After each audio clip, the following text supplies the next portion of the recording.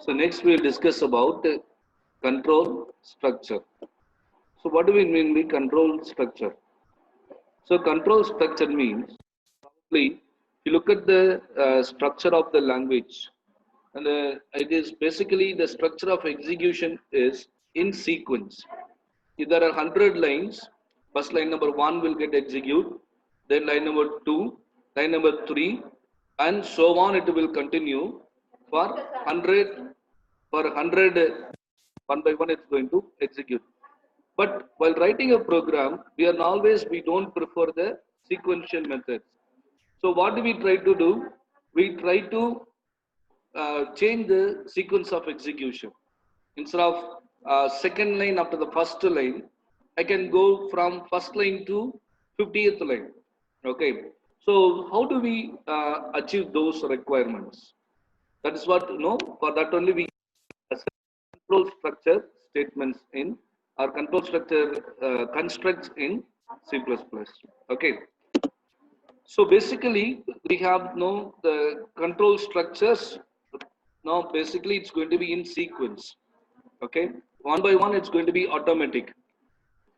But in many cases, what do? We would like to take some decision, and based on the decision, then we would like to change our control of execution. So this can be done either by using the selection method or by using the loop method. In selection method, what do we have? There are two constructs that we can use. If else statement we can use, switch case statement. In if else statement, what do? We take one variable and we check the condition of the variable. Based on the condition of the, either we take the true path or we can take the false path. You can see that there is a change in the execution. Then we have case statement. So we take one variable, from the values of the variable, we can take a different paths. That's because then what do we have called a loop statement. So in a loop statement, there are different types of loop statement we have. We have a do while and also we have a while and for loops. Do while basically it's having a control, whereas while and for will have a entry control. Okay, so let us see each one in detail. So first, looking at the selection method. In selection method, we can have a different types of conditional statement. We can have simple conditional statement, or also we can have conditional statement with alternatives, and also even to some extent we can have a nested condition statements also. So in the conditional statement, you can see that here is a simple condition statement. If is the construct, within bracket we specify one condition. If the condition is true, then what we do? We perform some action. Else, come out of it and it will execute the next immediate instruction or the next immediate statement. Then in the second method, okay, where conditional statements are specified with alternatives. So first we check for one condition. If this is satisfied, the action one is basically going to be a set of statements. If else the condition is not satisfied, if the condition in expression returns a value false, then perform the another set of actions.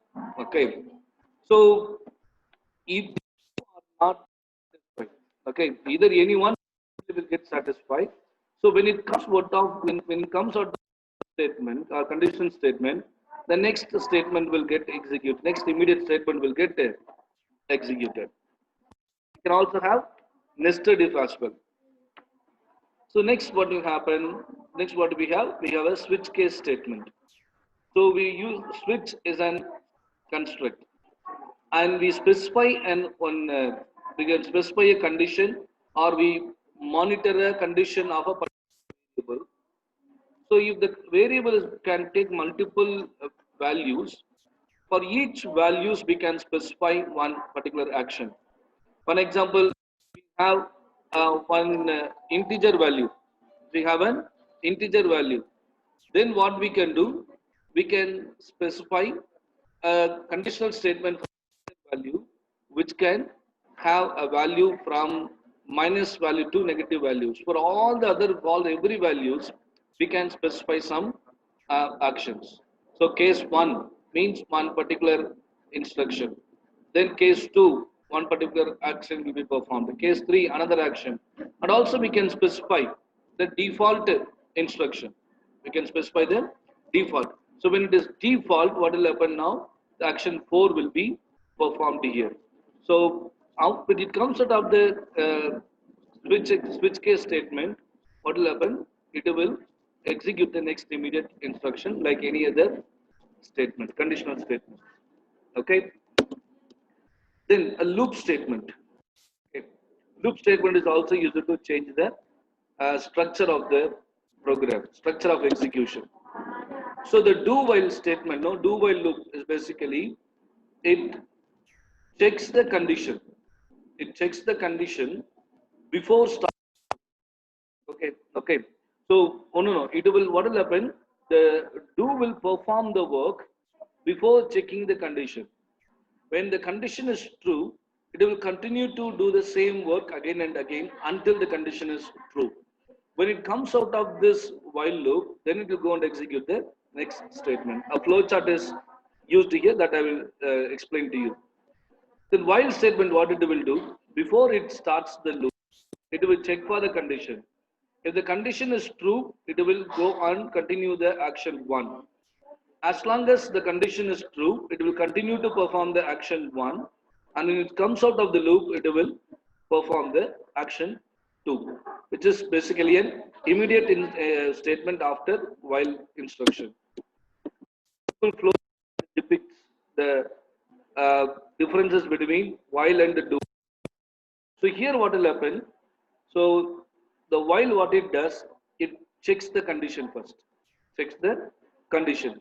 The condition is true, then the loop, whatever the statement enclosed by the while loop will get executed continuously. Then every time it will go on to check the condition. If it is false, it goes on execute the next immediate instruction. Whereas the do while what it does, you check it out. First, it will execute the body of the loop. That means statement by the do. Then it checks the condition. Once the condition is true, okay, it goes on continue to execute the statement enclosed by the do statements, or else it comes out of the loop and it executes the next immediate instructions. Okay. Then for loop. Okay, for loop, how it works? For we specify the initial value and we use some condition to test the construct to test the condition, increment it.